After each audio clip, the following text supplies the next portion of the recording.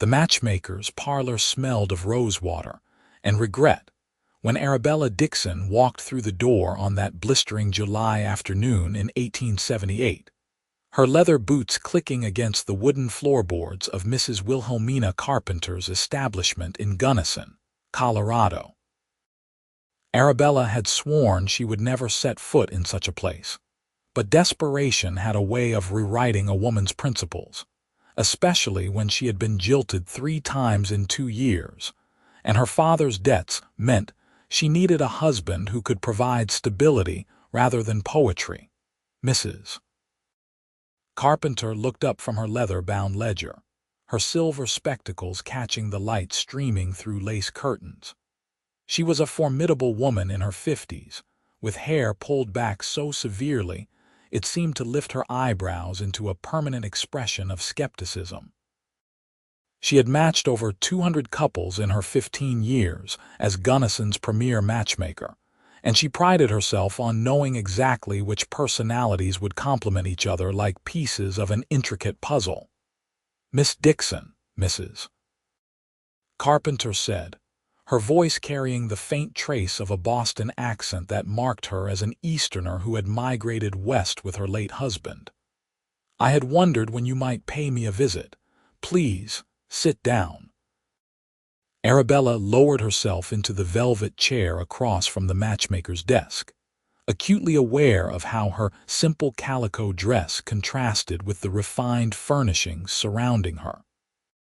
At 22, she had been considered one of the prettier young women in Gunnison, with auburn hair that caught fire in the sunlight and green eyes that her mother had once called her finest feature. But prettiness did not pay creditors, and her father's gambling debts had mounted to the point where the bank threatened to seize their modest home on the edge of town. "I need your help," Arabella said, deciding that honesty would serve her better than pretense. "I need to find a husband.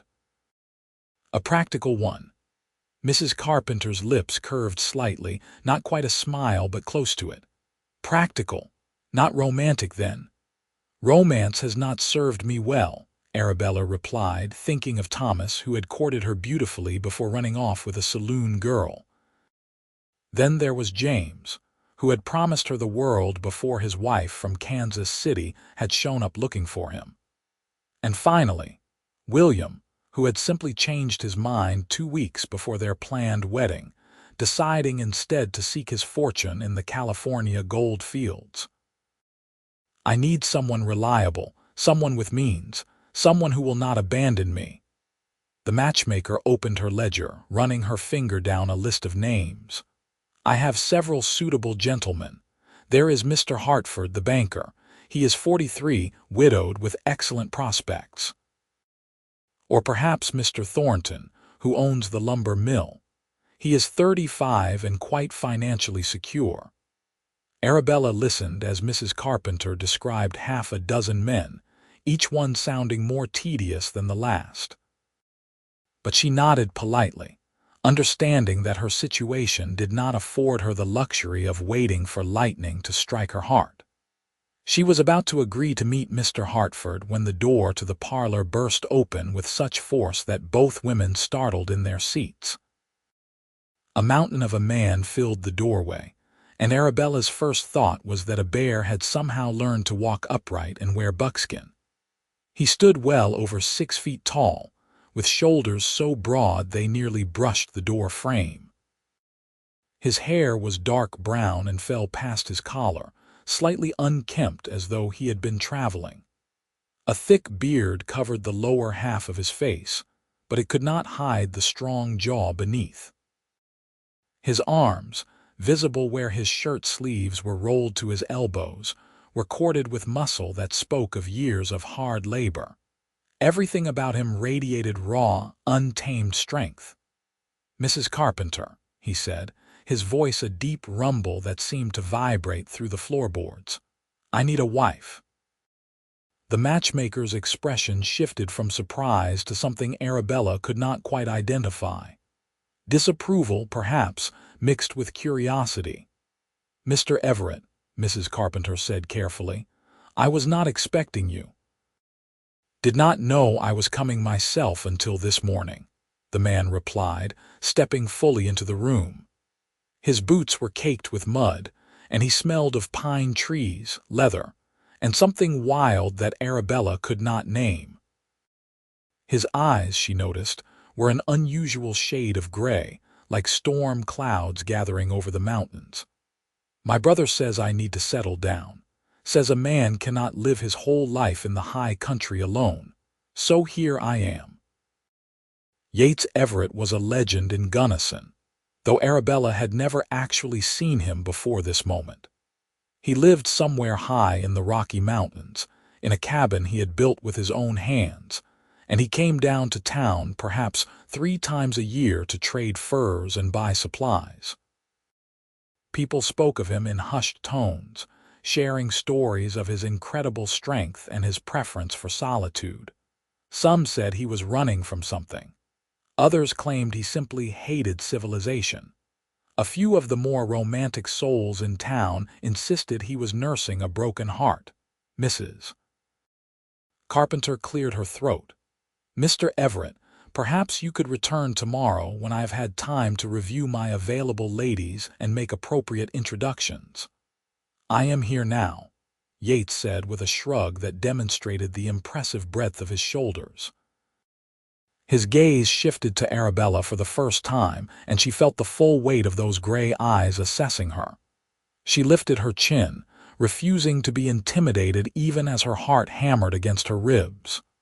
Who is she? This is Miss Arabella Dixon, Mrs. Carpenter said, her tone becoming clipped. And she is not suitable for you. Something in the matchmaker's voice sparked defiance in Arabella's chest. She had spent the last hour being paraded like livestock, listening to descriptions of suitable men as though she were shopping for a plow horse. The dismissiveness in Mrs. Carpenter's words stung more than it should have. Why not? Arabella asked, turning to face the matchmaker directly. Mrs. Carpenter's expression grew pained. My dear, Mr. Everett lives in the wilderness, miles from civilization. He has no neighbors, no society, no conveniences. His life is one of complete isolation and hardship. You are a town girl, used to comfort and community. You would be miserable within a week. You do not know that, Arabella said, surprised by her own boldness. I do know it, Mrs. Carpenter insisted. I have been matching couples for 15 years, and I can see incompatibility as clearly as I can see the nose on my face. You too would be a disaster. Mr. Everett needs a woman who is already accustomed to frontier life, someone hardy and self-sufficient. And you, Miss Dixon, need a gentleman who can provide you with the social life and security you deserve. You are my impossible pair. There is absolutely no scenario in which a match between you would work. Yates crossed his arms over his chest, his expression unreadable beneath his beard. She looks sturdy enough to me. Arabella bristled at being discussed as though she were not in the room. I am perfectly capable of adapting to any circumstances, she said, though she had no idea if that was true. What she did know was that the idea of marrying boring Mr. Hartford or tedious Mr. Thornton made her want to scream, while this wild mountain man at least stirred something in her blood, even if that something was primarily indignation. This is absurd, Mrs. Carpenter said, closing her ledger with a sharp snap. Mr. Everett, I will compile a list of suitable women and send word to you within the week. Miss Dixon, I suggest you meet with Mr. Hartford tomorrow afternoon. He is expecting you at 2 o'clock at the Gunnison Hotel restaurant. But Yates Everett was not a man accustomed to being told what to do. He looked at Arabella again, and this time she saw something calculating in those gray eyes. The matchmaker says we would not suit, he said slowly. What do you think? Arabella knew she should agree with Mrs. Carpenter. The woman was an expert, after all, and she clearly had good reasons for her assessment. But there was something about the challenge in Yates's voice, The way Mrs. Carpenter had dismissed them both so completely, that made Arabella want to prove her wrong. "I think," Arabella said carefully, "that I do not appreciate being told what I am capable of handling." The corner of Yates's mouth twitched beneath his beard, possibly the beginning of a smile. "Fair enough. I have a proposition. Come up to my cabin for a month. See if you can handle mountain life. If you can, we will get married. If you cannot, I will bring you back down and no harm done." Mrs. Carpenter stood up so quickly her chair scraped loudly against the floor. "Absolutely not. Miss Dixon, your reputation would be ruined. A young, unmarried woman living alone with a man in the mountains. It is completely unacceptable. We could get married first," Yates said with a shrug. "Then spend the month seeing if it takes. Plenty of couples get annulments if things do not work out." The practical part of Arabella's mind screamed that this was insane. She did not know this man. She had no idea what life in the mountains would entail. Mrs. Carpenter clearly thought it was a terrible idea, and the matchmaker was rarely wrong. But the impractical part of her mind, the part that had been crushed by 3 failed engagements and the prospect of a loveless marriage to a man who made her want to die of boredom, whispered something different. What if Mrs. Carpenter was wrong? What if this mountain man, with his storm cloud eyes and wild presence, was exactly what she needed? What if a month in the wilderness was preferable to a lifetime of suffocating respectability? "A month," Arabella said, her voice steadier than she felt. "And if it does not work, you will grant me an annulment without argument. You have my word," Yates replied. "This is madness," Mrs. Carpenter said, but her voice had lost its authoritative edge. She looked between them with something like resignation.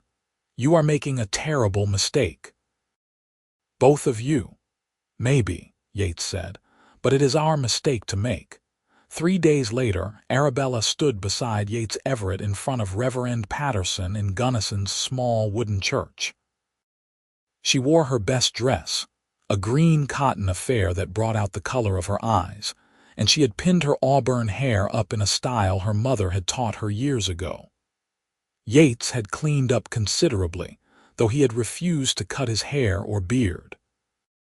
He wore clean buckskin pants and a white shirt that strained slightly across his massive chest and shoulders.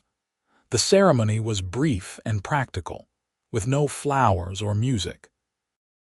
Arabella's father attended, looking relieved that his daughter had found any husband at all, particularly one who had agreed to pay off his gambling debts as part of the marriage arrangement. Mrs. Carpenter also came, sitting in the back pew with an expression that suggested she was attending a funeral rather than a wedding. When Reverend Patterson told Yates he could kiss his bride, the mountain man hesitated for just a moment before leaning down and pressing his lips to Arabella's with surprising gentleness. It was nothing like the passionate kisses Thomas had given her or the practiced smoothness of James's embraces. This was careful, almost tentative, as though Yates was not quite sure how to proceed. When he pulled back, Arabella saw uncertainty in those gray eyes for the first time, and it made him seem suddenly more human and less like a force of nature. "Well then," he said quietly, "I suppose you are my wife now." "I suppose I am your husband," Arabella replied, and was rewarded with what might have been a genuine smile beneath his beard. They left Gunnison the next morning, with Yates leading 2 horses loaded with supplies. Arabella rode her own mare, a gentle creature named Clover that her father had given her as a wedding present, possibly because it was the only thing of value he still owned. She wore practical traveling clothes that Mrs. Henshaw at the general store had helped her select, including sturdy boots and a wide-brimmed hat to protect her from the sun. The journey into the mountains took 3 full days. Yates set a steady pace, neither rushing nor dawdling, and he proved to be a man of few words. The first day, Arabella tried to make conversation, asking him about his life, his cabin, what he did with his time. He answered in brief sentences, offering information without elaboration. "How long have you lived in the mountains?" she asked as they followed a narrow trail through dense pine forest. 8 years, he replied. "Why did you leave town?" Preferred the quiet. "Do you ever get lonely?" A long pause. "Sometimes." By the second day, Arabella stopped trying to fill the silence with chatter. Instead, she observed the world around her. The mountains were beautiful in a way that took her breath away. Towering peaks pierced the blue sky, their tops still touched with snow even in July. Pine trees filled the air with their sharp, clean scent. Streams rushed over rocks, the water so clear she could see smooth stones on the bottom. Eagles soared overhead, and once she saw a deer watching them from a meadow, its dark eyes calm and curious. Yates, she noticed, moved through this landscape like he was part of it. He read the forest the way she might read a book, pointing out animal tracks in the soft earth, pausing to listen to bird calls, adjusting their route based on signs she could not begin to interpret. His strength was evident in everything he did, from the way he lifted heavy supply packs without strain to how he handled his horse with casual confidence. They camped the first 2 nights beside streams, and Yates proved to be efficient at setting up camp. He caught fish for their dinner both evenings, cooking them over a fire with wild herbs he gathered from the surrounding area. Arabella tried to help, but she quickly realized she had no useful skills for wilderness living. She did not know how to start a fire without matches, could not identify edible plants, and had never gutted a fish in her life. "I am not being much of a wife so far," she said on the second evening as she watched Yates prepare their meal with practiced ease. He glanced up at her, his expression thoughtful. "You are here, that is something, but I cannot do anything useful." "You will learn," he said simply. "That is what the month is for, to see if you can learn and if you want to." On the afternoon of the third day, they crested a ridge and Yates pointed down into a small valley below. "There," he said. "Home." Arabella looked down and saw a cabin nestled among the trees beside a crystal-clear lake. It was larger than she had expected, built from logs that Yates had obviously hewn himself. Smoke rose from a stone chimney, which confused her until Yates explained he had left a slow, burning fire before he departed for town. The cabin had a solid, permanent quality that surprised her. This was not some rough shelter thrown together for temporary use. This was a home that had been built with care and skill. As they rode closer, she saw details that spoke of Yates's craftsmanship. The way the logs fit together perfectly, the solid door hanging on iron hinges, the shuttered windows that would keep out winter cold. Inside, the cabin was a single large room with a sleeping loft above. A stone fireplace dominated one wall, and Arabella was pleased to see it was clean and well maintained. There was a table with 2 chairs, a rocking chair near the fireplace, shelves lined with supplies, and a bed in one corner piled with furs. Everything was tidy and organized, not at all what she had expected from a man living alone. "You can have the bed," Yates said, setting down the supply packs. "I will sleep in the loft." Arabella turned to look at him, surprised. "We are married, in name," he said. "But we barely know each other. I am not the kind of man who expects privileges I have not earned." There was something oddly honorable in that statement, and Arabella felt her opinion of her new husband shift slightly. She had worried, in the dark hours of the night before the wedding, that he might demand his marital rights regardless of her feelings. The fact that he was offering her space and time spoke well of his character. "Thank you," she said quietly. He nodded once, then went back outside to tend to the horses. The first week at the cabin passed in a blur of new experiences and constant adjustment. Arabella quickly discovered that mountain life required skills she had never needed in town. Water had to be carried from the lake. Wood had to be chopped for the fire. Food had to be hunted, gathered, or retrieved from Yates's carefully organized storage. Yates proved to be a patient teacher, showing her how to do tasks without making her feel foolish for not knowing. He taught her how to build a fire properly, explaining about kindling and air flow. He demonstrated how to clean and cook the trout he caught in the lake. He showed her which plants growing around the cabin were edible and which were poisonous. Mountain living is about paying attention, he told her one morning as they gathered wild onions from a meadow near the cabin. The forest will provide for you if you know how to look. Arabella learned to pay attention. She noticed the way Yates always scanned the tree line when they were outside, watching for predators. She observed how he tested the wind direction before starting a fire, ensuring the smoke would not blow into the cabin. She saw how he treated every tool with respect, cleaning and maintaining each one after use. But paying attention also meant noticing things about Yates himself. She noticed the way his muscles flexed when he split wood, bringing the axe down with controlled power that sent logs flying apart. She noticed how his hair caught the light when he stood in the sun, revealing threads of auburn among the dark brown. She noticed the rare smiles that occasionally broke through his serious demeanor, transforming his face into something unexpectedly gentle. She also noticed the scars. There were several on his hands and forearms, the kind that came from hard labor and the occasional accident. But there was also a nasty one on his left shoulder that she glimpsed when his shirt pulled aside during work. When she asked about it, his expression closed off.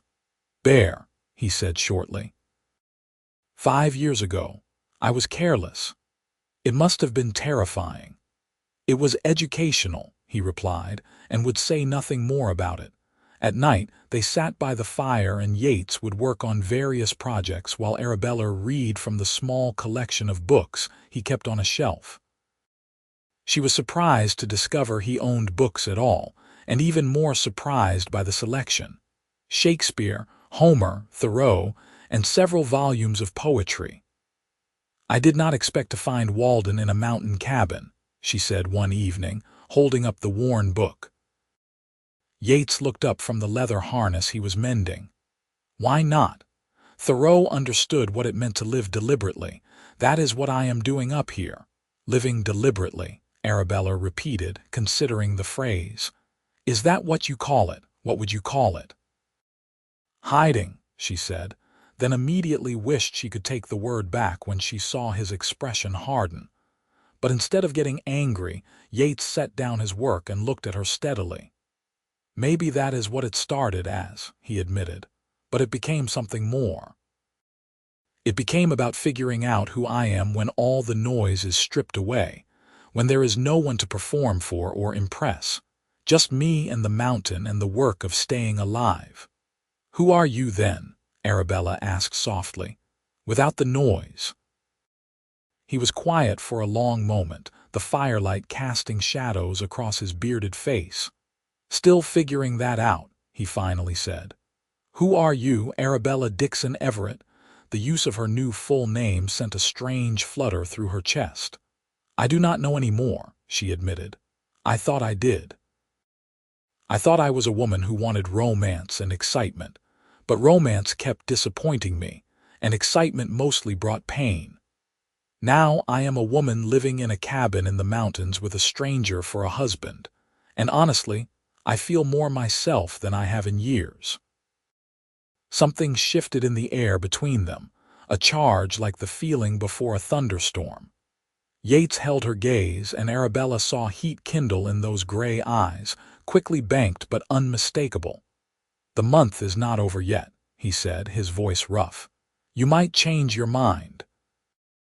"I might," she agreed, "but I do not think I will." The second week brought a challenge that tested both of them. Arabella woke one morning feeling ill, her stomach churning and her head pounding. She tried to hide it, not wanting to appear weak, but Yates noticed immediately. "You are pale," he said, studying her across the breakfast table. "What is wrong?" "Nothing. I am fine." He reached across the table and pressed the back of his hand to her forehead, and the gentleness of that gesture nearly undid her. "You have a fever," he said. "Back to bed." "I can help with the chores," she protested. "Bed," he repeated, in a tone that brooked no argument. Arabella spent the next 3 days in a miserable haze of fever and chills. Yates tended to her with a competence that suggested he had experience with illness. He kept cool cloths on her forehead, coaxed her to drink water and eat broth, and never once made her feel like a burden. On the worst night, when her fever peaked and she drifted in and out of confused dreams, she woke to find him sitting beside the bed in the rocking chair, keeping watch. The sight of his solid presence in the darkness made her feel safe in a way she had not felt since childhood. "You should sleep," she whispered, her throat raw. "I will," he said, "but not until your fever breaks." Why? He was quiet for so long she thought he might not answer. "Then, because you are my wife, because you trusted me enough to come up here, because you are brave and stubborn and you deserve someone to watch over you when you cannot watch over yourself." Tears pricked at Arabella's eyes, though whether from the fever or his words she could not say. "I am not brave," she said. "I am running away just like you did." "Maybe," Yates agreed, "but you are running toward something too. That takes courage." When her fever finally broke the next morning, Arabella woke to find fresh wildflowers in a tin cup beside the bed. Yates was outside chopping wood, and through the window she could see the play of muscles in his back and shoulders as he worked. Something in her chest tightened, a feeling she recognized with both excitement and fear. She was beginning to care for him, this strange mountain man who read poetry and watched over her in the night. The 3rd week settled into a rhythm that felt almost domestic. Arabella grew stronger and more capable, learning to handle the daily tasks of mountain living with increasing confidence. She could build a fire, catch fish, identify edible plants, and even shoot the rifle Yates had given her, though she was not yet a particularly good shot. "You are a natural," Yates said one afternoon as she successfully hit a target he had set up 30 yards from the cabin. "I missed the center by 6 inches, Arabella pointed out, "but you hit the target. A month ago you had never held a gun. Now you could defend yourself if you needed to. That is progress."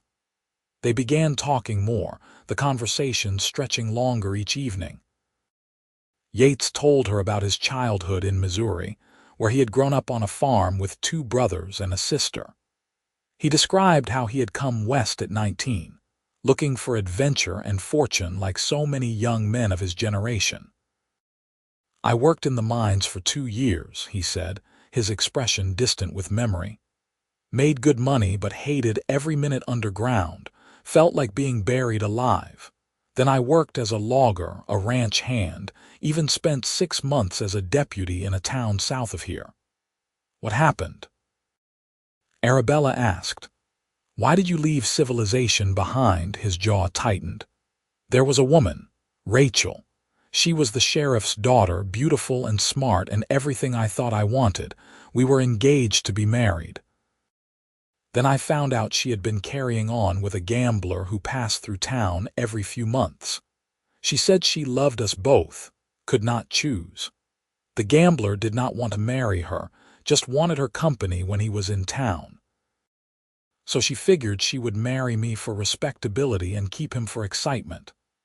"That is horrible," Arabella said, her heart aching for the younger version of Yates who had been so betrayed. "It taught me that people lie," Yates said. "They say one thing and mean another. They make promises they have no intention of keeping. Up here the mountain does not lie. A storm is a storm. A bear is a bear. Winter comes when it comes. There is honesty in that. Not all people lie, Arabella said softly. He looked at her, something vulnerable in his expression. No, no. Some of us just keep choosing wrong until we find right. Is this right? He asked. Us? Arabella considered the question carefully. A month ago, she would have said this whole arrangement was insane. But now, after weeks of living beside this complicated man, learning his routines and his silences, watching the way he moved through the world with such deliberate purpose, she found herself believing in possibilities she had not dared to imagine. I think it might be, she said. I think we might be each other's right choice. Yates reached across the space between them and took her hand, his calloused palm warm against hers. I have not been much of a husband, he said, have not courted you proper or treated you romantic. You have been kind, Arabella replied. You have been patient and honorable, and you have taught me skills that make me stronger. That is worth more than poetry and flowers. I could try the poetry and flowers too, he said, a hint of uncertainty in his voice. If you wanted, Arabella smiled. I would not object. The next morning, she woke to find a bouquet of wildflowers beside the bed, more elaborate than the simple arrangement he had left during her illness. Yates was already up, cooking breakfast, and when she came to the table with the flowers, she saw color rise in his bearded cheeks. They are beautiful, she said. Not as beautiful as you, he replied, then looked embarrassed by his own words. But Arabella felt warmth bloom in her chest. She crossed to where he stood by the fire and raised herself on her toes to kiss his cheek. Thank you, she whispered. His arm came around her waist, tentative at first, then more secure. Arabella, he said, his voice low, this month is almost over. I need to know what you are thinking, what you are feeling. She turned in his arms to face him fully, having to tilt her head back to meet his eyes. I am thinking that I do not want to go back to Gunnison. I am thinking that I want to stay here with you. I am thinking that this strange marriage might become a real one if you want that too. I want that, Yates said immediately. I have wanted it since the second week, but I did not want to pressure you, did not want you to feel trapped. I do not feel trapped, Arabella said. I feel free, freer than I ever felt in town with all those expectations and rules and people judging my every move. Yates bent his head, giving her time to pull away if she wanted. But Arabella did not want to pull away. She met him halfway, and when their lips touched, it was nothing like the careful peck at their wedding. This kiss was deep and searching, full of the longing that had been building between them for weeks. His arms tightened around her, lifting her slightly off the ground with his sheer strength, and she wrapped her arms around his neck, threading her fingers through his long hair. When they finally broke apart, both breathing hard, Yates rested his forehead against hers. I am not good with words, he said, but I need you to know that you have changed everything for me. This cabin was a hiding place before you came. Now it is a home. Show me, Arabella whispered. Show me what you cannot say with words. He carried her to the bed with ease, and they spent the rest of the morning discovering each other in ways they had not allowed themselves before. Yates was surprisingly gentle for such a large, powerful man, always checking to make sure she was comfortable, that he was not hurting her. Arabella had expected awkwardness, given that they were both relatively inexperienced, but instead she found wonder. Every touch felt significant, every kiss a promise. Afterward they lay tangled together in the furs, Yates's large hand stroking her hair while Arabella traced the scars on his chest. The month is not technically over, she said drowsily. We still have 4 days. Do you need 4 more days to decide? No, Arabella said, tilting her head to look up at him. But I thought we could use them to plan. Plan what? Our future. What we want to build here together. Yates's expression softened into one of those rare, transformative smiles. I would like that. They spent the next few days talking about practical matters and dreams alike. Yates wanted to expand the cabin, adding a separate bedroom and maybe a small room that could serve as a study. Arabella suggested starting a garden in the spring, growing vegetables to supplement their diet of fish and game. They discussed whether to get chickens, decided against a cow because of the difficulty of keeping one through winter at this elevation, and agreed that they should make trips to Gunnison 3 or 4 times a year to maintain connections with the outside world. "I will need to send a letter to Mrs. Carpenter," Arabella said one evening, letting her know she was wrong about us. Yates laughed, a sound Arabella was hearing more often now. "She is going to hate that. She called us her impossible pair," Arabella said. "She was so certain we would fail. Instead, we proved that sometimes impossible is just another word for unexpected," Yates said, pulling her close against his side. On the last day of the month, exactly 4 weeks from when they had arrived at the cabin, Yates suggested they ride up to a high meadow he knew.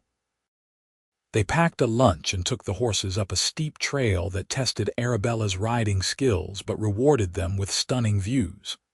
The meadow was a carpet of wildflowers in every color imaginable, surrounded by towering peaks still capped with snow. A small waterfall tumbled down rocks at one end, creating a pool so clear it reflected the blue sky like a mirror. "This is incredible," Arabella breathed, turning in a slow circle to take it all in. "I come here sometimes when I need to think," Yates said. "Wanted to share it with you." They spread a blanket and ate the lunch Arabella had prepared, enjoying the warm sunshine and the stunning scenery. Then Yates reached into his pocket and pulled out something wrapped in cloth. "I made you something," he said, suddenly looking uncertain again. "It is not much, but—" He trailed off as Arabella unwrapped the cloth to reveal a ring carved from wood. It was beautiful in its simplicity, the wood polished smooth and warm.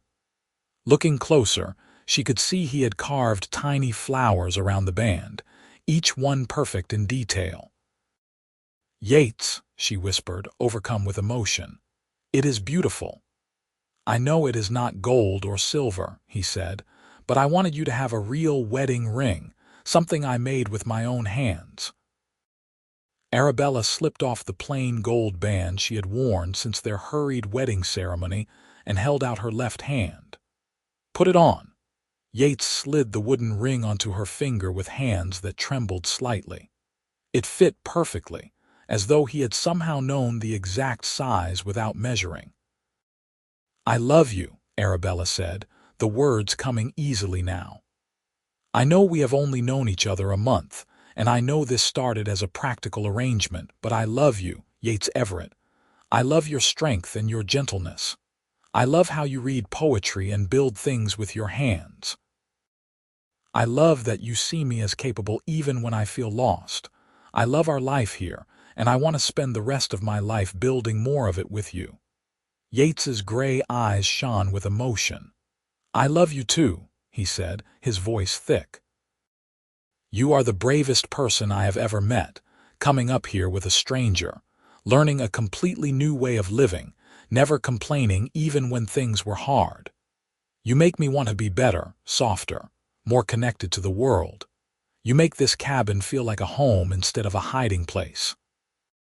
He kissed her there in the flower-filled meadow with the mountains watching over them, and Arabella felt absolutely certain that she had found her place in the world. They returned to the cabin as the sun was setting, painting the sky in shades of pink and gold. That night, they made love again with the confidence of new lovers learning each other's rhythms and responses. Arabella fell asleep in Yates's arms, feeling completely safe and completely happy. The next morning, they woke to the sound of horses outside the cabin. Yates tensed immediately, reaching for the rifle he kept near the bed. Visitors were rare, and unexpected visitors often meant trouble. But when Yates opened the door, they found not strangers but his brother, Marcus Everett, along with Mrs. Carpenter and Reverend Patterson. All three sat on horseback, looking somewhat worse for wear from the journey. "Marcus," Yates said, surprise evident in his voice. "What are you doing here?" Marcus dismounted, and Arabella could see the family resemblance. He was shorter than Yates and not quite as broad, but he had the same gray eyes and strong jaw. "Mrs. Carpenter was convinced that your bride would need rescuing by now," Marcus explained. "She came to me insisting we organize a party to check on Miss Dixon's welfare." Reverend Patterson came along to provide moral support. Mrs. Carpenter dismounted with less grace, clearly not accustomed to long rides. "Miss Dixon," she said, her voice sharp with concern, "are you well? Has this man harmed you in any way?" Arabella stepped out of the cabin, very aware that she was wearing only Yates's shirt, her hair loose and obviously just out of bed. She saw Mrs. Carpenter's eyes widen in shock. "I am perfectly well, Mrs. Carpenter," Arabella said firmly. "And it is Mrs. Everett now, in truth as well as name." The matchmaker looked between Arabella and Yates, clearly trying to reconcile what she was seeing with her expectations. "But you have only been here a month. You cannot possibly have adapted to this lifestyle so quickly." "Would you like to come inside and see for yourself?" Arabella offered. The group entered the cabin, and Arabella felt a surge of pride as she saw them take in the tidy interior, the well-stocked shelves, the evidence of two people building a life together. She quickly dressed properly and then made coffee while Yates explained their month to his brother. "She can shoot now," Yates said, pride evident in his voice. "Can build a fire, clean a fish, identify edible plants. She is strong and capable and brave." "And you?" Marcus asked his brother. "You seem different." "I am happy," Yates said simply. "Happier than I have been in 8 years, Mrs. Carpenter sat in the rocking chair, her expression troubled. "I do not understand," she said finally. "Every sign pointed to disaster. Your temperaments, your backgrounds, your expectations of life. Everything suggested incompatibility." "Maybe we were compatible in ways you did not measure," Arabella suggested gently. "Maybe we both needed exactly what the other could offer." Reverend Patterson smiled. "Sometimes God has a plan that defies our human logic," he said. "I have to say, you both look genuinely content. Mrs. Carpenter, I think we may have to accept that you were wrong about this match." The matchmaker's expression shifted through several emotions before settling on something like reluctant acceptance. "I have been matching couples for 15 years, she said slowly. "And I have been right 97% of the time. But perhaps this is part of that remaining 3%. You truly wish to stay here, Mrs. Everett?" "I truly do," Arabella confirmed. "This is my home now." Mrs. Carpenter stood and approached Arabella, studying her closely. Then, unexpectedly, she smiled. "You have changed," she observed. "When you came to my parlor, you were looking for security and practicality. Now you look like a woman who has found something much more valuable." "I found love," Arabella said, reaching for Yates's hand, "and purpose, and myself." The matchmaker turned to Yates. "And you, Mr. Everett, you came to me asking for a wife as though you were ordering supplies. Now you look at this woman like she hung the moon." Yates squeezed Arabella's hand.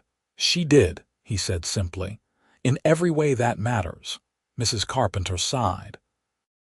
"Very well. I will admit I was wrong. You are not an impossible pair after all. You are an improbable pair who somehow made it work." "We did not just make it work," Arabella corrected. "We made it beautiful." Marcus stayed for 3 days, helping Yates begin work on the cabin expansion while getting to know his new sister-in-law. Arabella liked him immediately. He was easier with conversation than Yates, more comfortable with laughter, but she could see the genuine affection between the brothers. "I was worried about him," Marcus confided to Arabella on the second evening while Yates was checking on the horses. After what happened with Rachel, he closed himself off from everyone. When he announced he was moving up to the mountains, the family tried to talk him out of it, but Yates is stubborn. Once he decides something, there is no changing his mind. He was healing, Arabella said. Sometimes people need solitude to heal. Maybe, Marcus agreed. But I think he would have stayed up here forever if you had not come along. You brought him back to life, Arabella. The family is grateful for that. Mrs. Carpenter and Reverend Patterson left the next morning, promising to spread word in Gunnison that the Everetts were doing well. Before she mounted her horse, Mrs. Carpenter approached Arabella one last time. "I am rarely wrong," she said. "But when I am wrong, I am spectacularly wrong. You two should never have worked according to every principle of matchmaking I know. But somehow you do. Maybe some matches are made by fate instead of logic," Arabella suggested. "Maybe," Mrs. Carpenter said. "Or maybe you both wanted it badly enough to make it work despite the obstacles. Either way, I wish you both happiness." After all the visitors left, Arabella and Yates stood outside the cabin watching the sun set over the mountains. Yates wrapped his arms around her from behind, resting his chin on top of her head. "Are you sorry," he asked quietly, "that you gave up town life for this?" "Never," Arabella said immediately. "Are you sorry you went to Mrs. Carpenter that day? Best decision I ever made," Yates replied. "Well, second best. The best was when I convinced you to come up here with me." Arabella turned in his arms. "You did not convince me. I chose this. I chose you." "Why?" he asked. "You could have had Mr. Hartford with his comfortable life in town. Why choose a mountain man and a hard life in the wilderness?" "Because comfortable is not the same as happy," Arabella said. "Because you saw me as strong when everyone else saw me as fragile. Because you challenged me to be more than I thought I could be. Because when I look at you, I see home." Yates kissed her deeply, his hands tangling in her hair. When they finally broke apart, both breathing hard, he said, "I am going to spend the rest of my life making sure you never regret this choice." "I know," Arabella said, "and I am going to spend the rest of mine proving Mrs. Carpenter wrong every single day." The summer passed into autumn, painting the mountains in shades of gold and crimson. Arabella continued to learn and grow stronger, developing muscles from the constant physical work of mountain living. She learned to preserve food for winter, canning berries and vegetables from her garden, smoking fish and game. Yates taught her to track animals, to read weather signs in the clouds, to handle the increasing cold as winter approached. They also learned each other in deeper ways. Arabella discovered that Yates sang while he worked, usually old folk songs his mother had taught him. She learned that he had a dry sense of humor that emerged once he felt comfortable enough to share it. She found out that he was surprisingly sentimental, keeping small tokens from meaningful moments in a wooden box under the bed. Yates learned that Arabella had a gift for storytelling, weaving tales on long winter evenings that kept him enthralled for hours. He discovered her fierce competitive streak, emerging whenever they practiced shooting or played cards.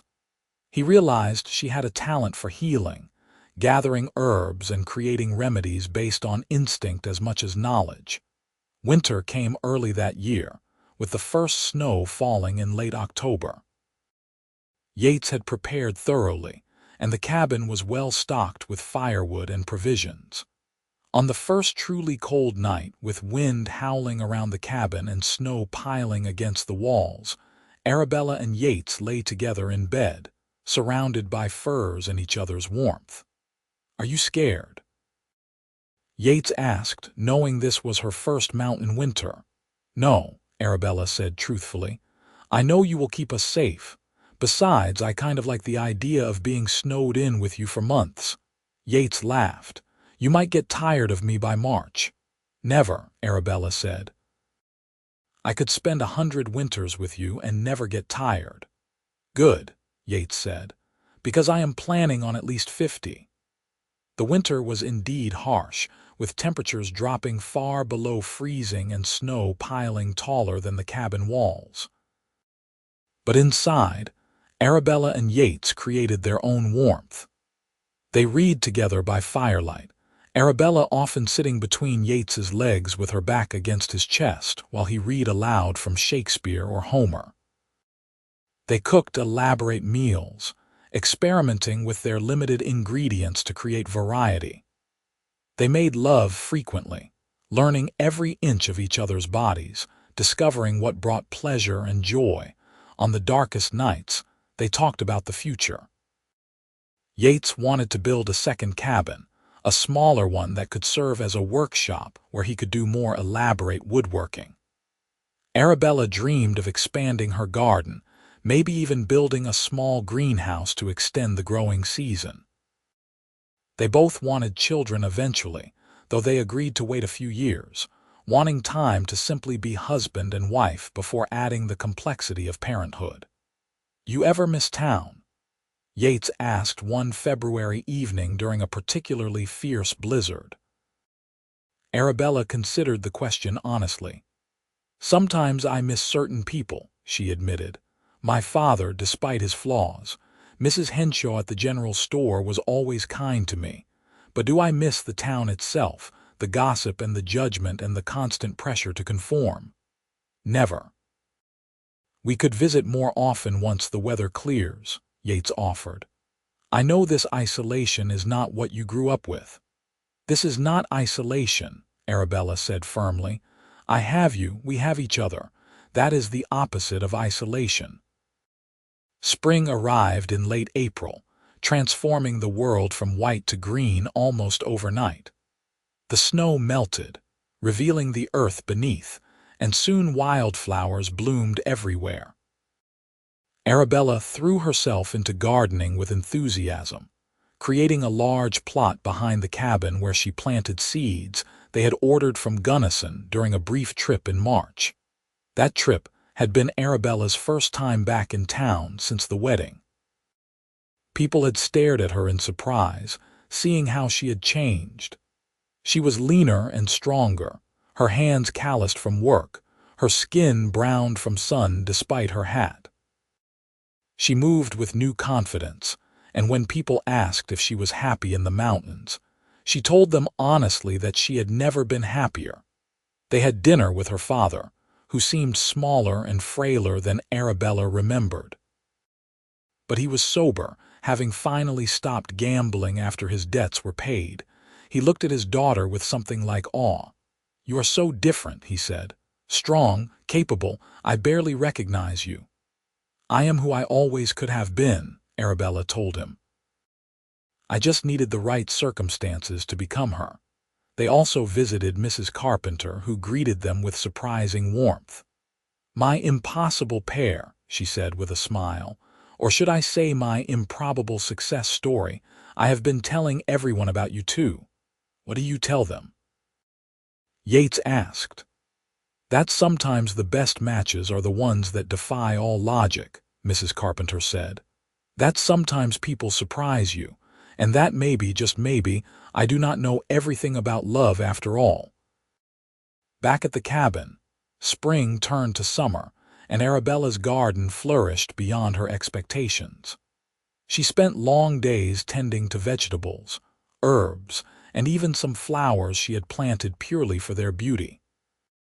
Yates built raised beds to make her work easier and constructed a fence to keep out deer and rabbits. They fell into routines that felt comfortable but never boring.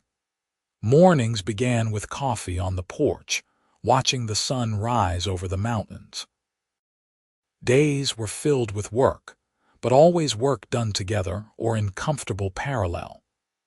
Evenings meant dinner, conversation, and often making love with an urgency that had not diminished despite nearly a year of marriage. On their first anniversary, Yates surprised Arabella by taking her back to the high meadow where he had given her the wooden ring. But this time, he had brought supplies to camp overnight under the stars. They made love on a blanket surrounded by wildflowers, the moon and stars their only witnesses. Afterward, lying in Yates's arms with his heartbeat steady beneath her ear, Arabella felt tears of happiness slide down her cheeks. "What is wrong?" Yates asked immediately, concerned. "Nothing is wrong," Arabella said. "Everything is so right it almost hurts. A year ago I was desperate and lost, agreeing to marry a stranger because I could not see any other path. Now I cannot imagine any other life. You are my home, Yates. You are my heart." "You are mine too," Yates said, his voice rough with emotion. "You saved me, Arabella. I did not even know I needed saving until you walked into Mrs. Carpenter's parlor and refused to let her dictate your life." "We saved each other," Arabella corrected. "That is what love does." The next morning, as they packed up their camp, Arabella felt a wave of nausea that had nothing to do with the altitude.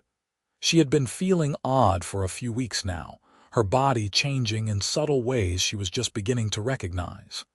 "Yates," she said carefully, "I think I might be pregnant." He froze in the middle of rolling up a blanket, then slowly turned to look at her. "You think?"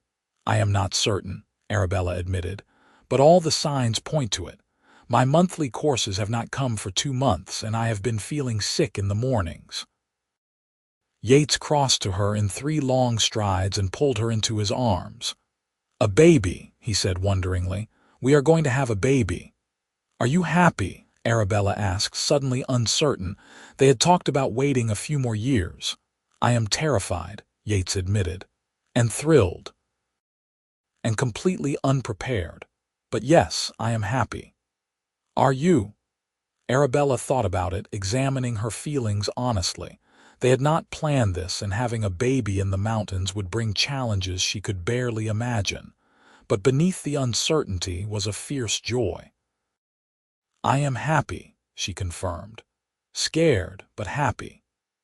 They made the trip down to Gunnison a few weeks later to confirm the pregnancy with the town doctor. Dr. Morrison examined Arabella and confirmed she was about 3 months along, with the baby due in late January or early February. "You will need to come down from the mountains before the baby arrives," Dr. Morrison said firmly. "The journey will be too dangerous once you are in your final month, and if there are complications during the birth, you will need medical help." Arabella nodded, understanding the practical wisdom even as her heart sank at the idea of leaving the cabin for months. Yates must have seen her expression because he squeezed her hand. "We will make it work," he said. "Maybe we can stay with Marcus and his wife, or rent a room in town." Marcus and his wife Sarah were delighted at the news and immediately offered to house them for as long as needed. "I want to know my nephew or niece," Marcus said, clapping his brother on the shoulder. "And Sarah has been wanting to get to know Arabella better." They returned to the cabin with mixed emotions. Arabella was excited about the baby, but dreading the months away from their home.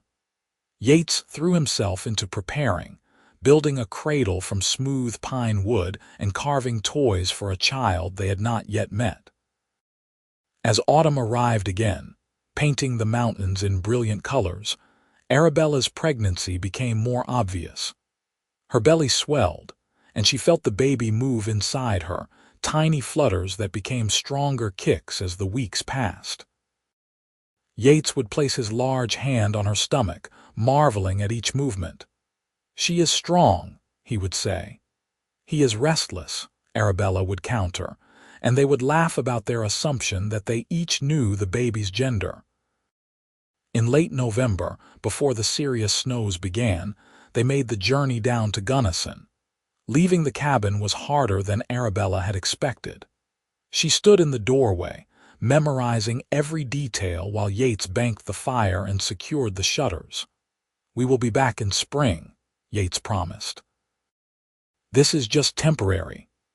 They stayed with Marcus and Sarah in their comfortable house on the edge of town. Sarah was pregnant herself, due a few months after Arabella, and the 2 women became close friends. They spent long afternoons together, sewing baby clothes and talking about their hopes and fears for motherhood. Yates struggled more with town life than Arabella did. He was used to solitude and physical labor, and the enforced idleness and constant social interaction chafed at him. He spent his days doing odd jobs around Marcus's property and building furniture that he sold to bring in money. But Arabella could see the mountains calling to him every time he looked toward the peaks visible from town. "I am sorry," she said one night as they lay in the guest bedroom. "I know you hate being here." "I do not hate it," Yates said, pulling her against his side carefully, mindful of her swollen belly. "I just miss home. But you and the baby are more important than my comfort. We are doing the right thing." Christmas came, and Marcus and Sarah hosted a dinner that included Arabella's father and several other family friends.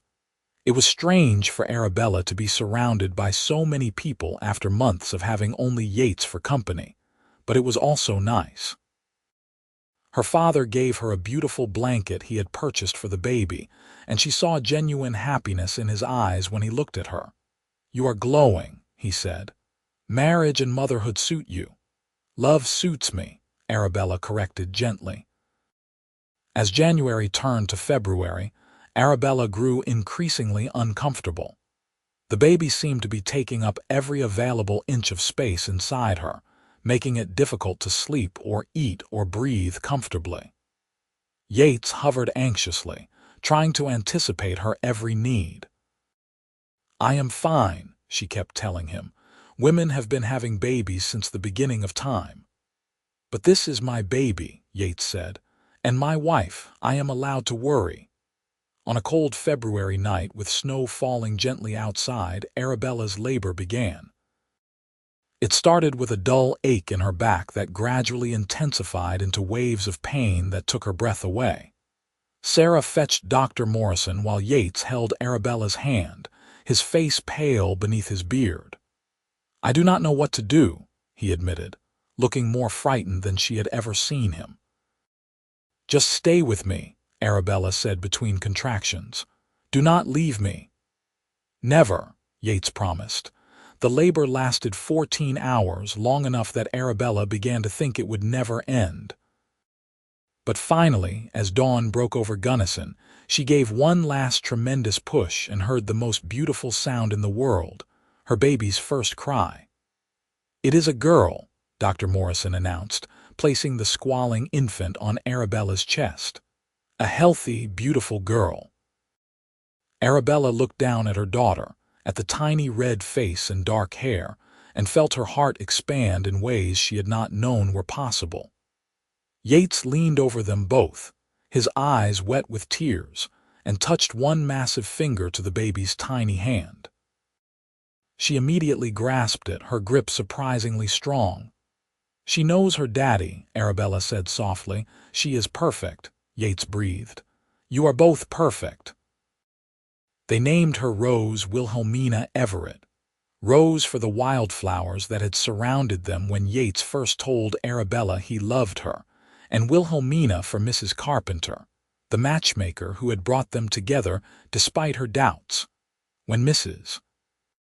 Carpenter came to visit a few days later and learned the baby's middle name, she cried openly.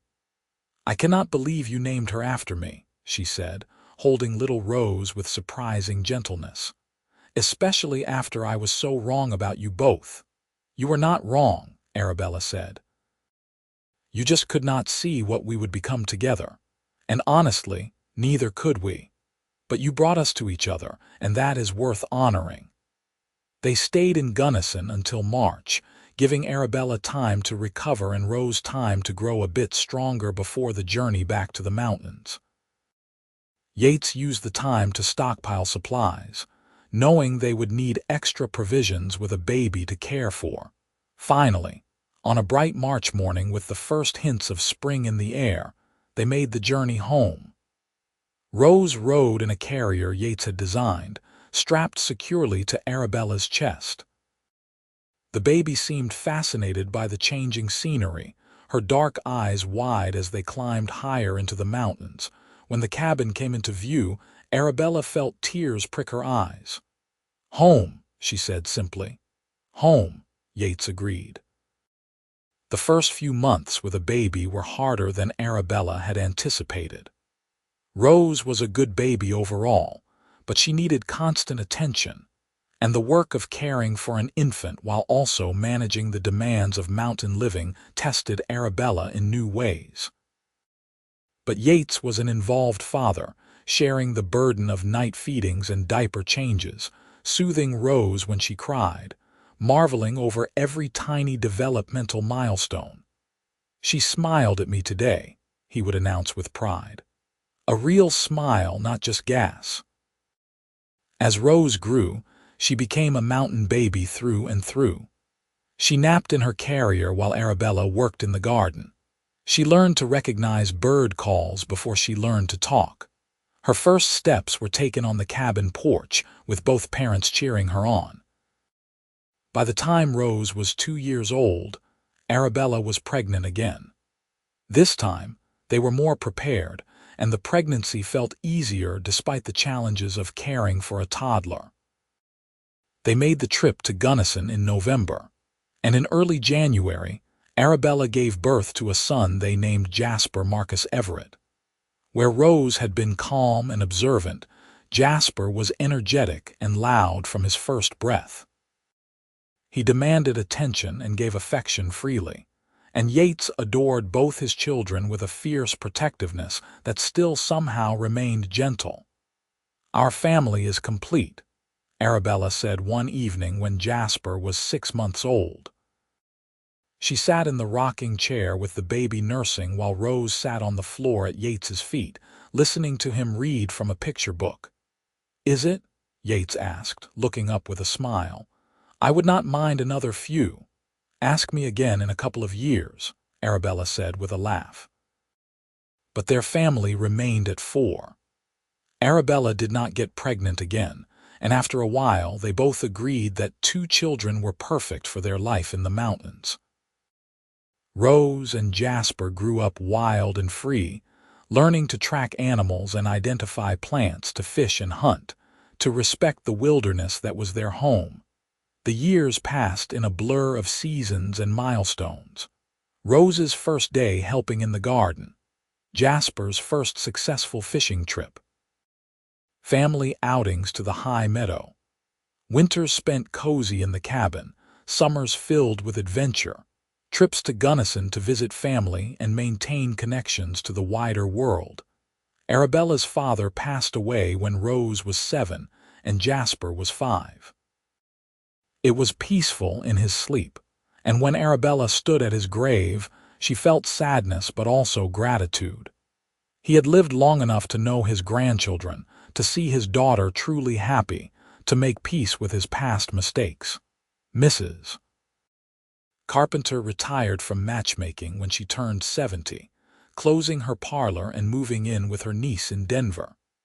But she corresponded regularly with Arabella, always asking after Rose and Jasper, always remarking on how wrong she had been about the impossible pair. "You proved that love is not a science," she wrote in one letter. "It is an art, and sometimes an act of faith." When Rose turned 16, she began to talk about wanting to experience life in town, maybe attend school in Gunnison for a year. Arabella and Yates discussed it seriously, understanding that their children needed to make their own choices about their lives. "I always want to come back to the mountains," Rose said earnestly, "but I want to know what else is out there." "That is wise," Yates told her. "Your mother and I both spent time in civilization before we chose this life. You should have the same opportunity to choose." Jasper, on the other hand, declared at 14 that he never wanted to live anywhere but the mountains. "This is where I belong," he said with absolute certainty. As the children grew into young adults, Arabella and Yates grew older together. Their hair began to silver, their bodies showing the marks of years of hard work, but they remained as devoted to each other as they had been during that first month in the cabin. "You remember when Mrs. Carpenter called us her impossible pair," Arabella asked one evening. They sat on the porch watching the sunset, as they had done thousands of times before. Rose was in Gunnison finishing her schooling, and Jasper was out checking his trap lines. "I remember thinking she was probably right," Yates admitted. "We should not have worked. We were too different, wanted different things, came from different worlds." "But we did work," Arabella said. "We do work." "Because we chose to," Yates said. "Every day we chose each other." "And I would make the same choice every time," Arabella said, leaning her head on his shoulder. Yates wrapped his arm around her, and they sat in comfortable silence as the sun painted the sky in shades of pink and gold. Somewhere in the forest, an owl hooted. The lake rippled in the evening breeze. Inside the cabin, a fire crackled in the hearth, warm and welcoming. "I love you," Yates said quietly. "Have I told you that today?" "Only 3 times," Arabella replied with a smile, "but I never get tired of hearing it." "I love you," he repeated. "I love the life we built. I love that we proved everyone wrong. I love that we took a chance on each other when everything said we should not." "I love you too," Arabella said. "Thank you for being my impossible match." "There was nothing impossible about it," Yates said. "We were always possible. We just needed the courage to believe it." Years continued to pass, bringing both joys and sorrows. Rose eventually married a teacher from Gunnison and split her time between town and the mountains, bringing her own children to visit their grandparents regularly. Jasper built his own cabin a few miles from his parents' place and married a woman he met on a trading trip, a frontierswoman as comfortable in the wilderness as he was. Arabella and Yates became grandparents 4 times over, and the cabin that had once housed just 2 people now regularly overflowed with children and grandchildren during visits. The wooden ring Yates had carved for Arabella stayed on her finger through decades of work and life, the wood growing smooth and dark with age. On their 30th anniversary, Yates took Arabella back to the high meadow one more time. They were older now, the climb harder than it had once been, but they made it together as they had made every journey together. 30 years, Arabella marveled, looking out over the vista that never failed to take her breath away. "When I walked into Mrs. Carpenter's parlor, I thought I was looking for security. I had no idea I would find this." "What did you find?" Yates asked, though he probably knew the answer. "Everything," Arabella said simply. "Adventure and peace, challenge and comfort. A partner who made me stronger while loving me exactly as I was. A life beyond anything I had imagined." "I found the same," Yates said, taking her hand. "I thought I was hiding in these mountains. Turned out I was waiting for you." They spread a blanket in the meadow, and though they were too old now for the passionate lovemaking of their youth, they lay together watching clouds drift across the blue sky, hands clasped, hearts still beating in rhythm after 3 decades. "You think Mrs. Carpenter ever really understood?" Arabella asked. "Why we worked when we should not have. I do not think anyone can understand love from the outside," Yates said thoughtfully. "They can see compatibility or incompatibility, similarities or differences, but they cannot see the way 2 souls recognize each other. They cannot measure the willingness to grow and change for another person. They cannot quantify the choice to love someone every single day, even when it is hard." "We were her impossible pair," Arabella said, "but we proved that impossible just meant no one had done it before. We were the first. Maybe not the last." As the sun began to set, painting the meadow in golden light, Yates helped Arabella to her feet. They folded the blanket together with the practiced coordination of 3 decades of partnership, then began the careful climb back down to their cabin. The path was familiar beneath their feet, every rock and root known to them. The cabin came into view as twilight fell, smoke rising from the chimney where Jasper had promised to start a fire for their return. Lights glowed in the windows, warm and welcoming. "Home," Arabella said, as she had said countless times before. "Home," Yates agreed, as he always did. They crossed the threshold together, closing the door on the mountain night. Inside, the cabin was warm and filled with the accumulation of 30 years of life. Books on shelves, photographs of children and grandchildren, projects in various states of completion. The wooden cradle Yates had built for Rose now holding quilts Arabella was making for the grandchildren. That night, lying in the bed they had shared for 30 years, Arabella thought about the terrified young woman who had agreed to marry a stranger and spend a month in the wilderness. She thought about Mrs. Carpenter's certainty that they would fail, about all the logical reasons why a town girl and a mountain man should never have worked, and she smiled, because sometimes the best things in life were the impossible ones, the matches that defied logic, the love that should not have been but was anyway. The courage to choose adventure over security, growth over comfort, authentic partnership over easy compatibility. Yates's breathing deepened beside her, and Arabella pressed a kiss to his shoulder before settling into sleep. Tomorrow would bring another day of work and life and love. There would be gardens to tend and animals to care for, grandchildren to visit and seasons to prepare for. There would be the thousand small tasks and joys that made up a life well lived. But tonight, Arabella Dixon Everett fell asleep, wrapped in the arms of the man Mrs. Carpenter had sworn was all wrong for her, in the mountain cabin that should have been her prison but became her paradise, grateful every single day that she had been brave enough to prove the matchmaker wrong. The impossible pair had become inevitable, and 30 years later, they were still writing their love story in the wild, beautiful heart of the Colorado mountains, one perfect day at a time.